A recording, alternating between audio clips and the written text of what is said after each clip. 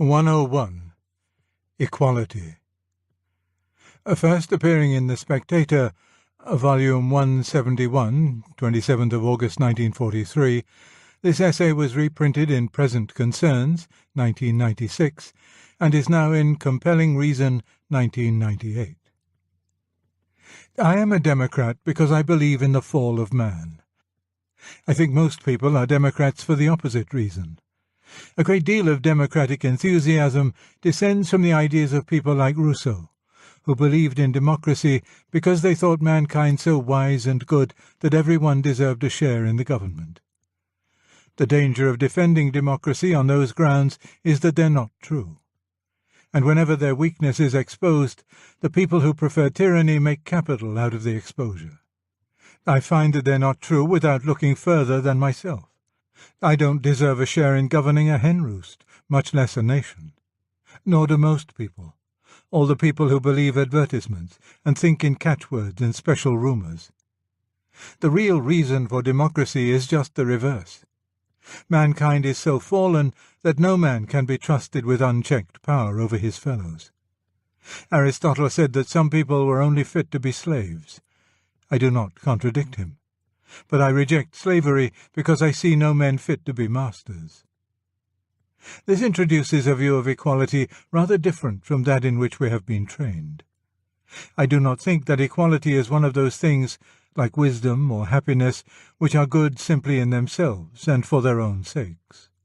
I think it is in the same class as medicine, which is good because we are ill, or clothes, which are good because we are no longer innocent. I don't think the old authority in kings, priests, husbands, or fathers, and the old obedience in subjects, laymen, wives, and sons, was in itself a degrading or evil thing at all. I think it was intrinsically as good and beautiful as the nakedness of Adam and Eve. It was rightly taken away because men had become bad and abused it. To attempt to restore it now would be the same error as that of the nudists. Legal and economic equality are absolutely necessary remedies for the fall and protection against cruelty. But medicine is not good. There is no spiritual maintenance in flat equality. It is a dim recognition of this fact which makes much of our political propaganda sound so thin. We are trying to be enraptured by something which is merely the negative condition of the good life. And that is why the imagination of people is so easily captured by appeals to the craving for inequality, whether in romantic form of films about loyal courtiers or in the brutal form of Nazi ideology. The tempter always works on some real weakness in our own system of values, offers food to some need which we have starved. When equality is treated not as a medicine or a safety gadget, but as an ideal, we begin to breed that stunted and envious sort of mind which hates all superiority. That mind is the special disease of democracy, as cruelty and servility are the special diseases of privileged societies. It will kill us all if it grows unchecked. The man who cannot conceive a joyful and loyal obedience on the one hand, nor an unembarrassed and noble acceptance of that obedience on the other, the man who has never even wanted to kneel or bow, is a prosaic barbarian. But it would be wicked folly to restore these old inequalities on the legal or external plane. Their proper place is elsewhere. We must wear clothes since the fall. Yes, but inside, under what Milton called these troublesome disguises, we want the naked body, that is, the real body, to be alive. We want it, on proper occasions, to appear in the marriage chamber, or in the public privacy of a men's bathing place, and, of course, when any medical or other emergency demands. In the same way, under the necessary outer covering of legal equality, the whole hierarchical dance and harmony of our deep and joyously accepted spiritual inequalities should be alive. It is there, of course, in our life as Christians. There, as laymen, we can obey, all the more because the priest has no authority over us on the political level. It is there in our relation to parents and teachers, all the more because it is now a willed and wholly spiritual reverence. It should be there also in marriage. This last point needs a little plain speaking. Men have so horribly abused their power over women in the past that to wives, of all people, equality is in danger of appearing as an ideal. But Mrs. Naomi Mitchison has laid her finger on the real point. Have as much equality as you please, the more the better, in our marriage laws. But at some level, consent to inequality, nay, delight in inequality, is an erotic necessity. Mrs. Mitchison speaks of women so fostered on a defiant idea of equality that the mere sensation of the male embrace rouses an undercurrent of resentment. Marriages are thus shipwrecked. This is the tragic comedy of the modern woman, taught by Freud to consider the act of love the most important thing in life, and then inhibited by feminism from that internal surrender which alone can make it a complete emotional success.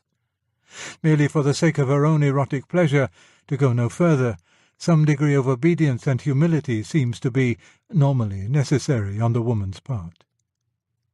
The error here has been to assimilate all forms of affection to that special form we call friendship. It indeed does imply equality, but it is quite different from the various loves within the same household. Friends are not primarily absorbed in each other. It is when we are doing things together that friendship springs up. Painting, sailing ships, praying, philosophizing, fighting shoulder to shoulder. Friends look in the same direction. Lovers look at each other, that is, in opposite directions. To transfer bodily all that belongs to one relationship into the other is blundering. We Britons should rejoice that we have contrived to reach much legal democracy, we still need more of the economic, without losing our ceremonial monarchy. For there, right in the midst of our lives, is that which satisfies the craving for inequality, and acts as a permanent reminder that medicine is not good. Hence a man's reaction to monarchy is a kind of test. Monarchy can easily be debunked. But watch the faces, mark well the accents of the debunkers. These are the men whose taproot in Eden has been cut, whom no rumour of the polyphony, the dance, can reach. Men to whom pebbles laid in a row are more beautiful than an arch. Yet even if they desire mere equality, they cannot reach it. Where men are forbidden to honour a king, they honour millionaires, athletes, or film stars instead, even famous prostitutes or gangsters. For spiritual nature, like bodily nature, will be served. Deny it food, and it will gobble poison. And that is why this whole question is of practical importance. Every intrusion of the spirit that says, "I'm as good as you," into our personal and spiritual life is to be resisted just as jealously as every intrusion of bureaucracy or privilege into our politics. Hierarchy within can alone preserve egalitarianism without. Romantic attacks on democracy will come again. We shall never be safe unless we already understand in our hearts all that the anti-democrats can say, and have provided for it better than they.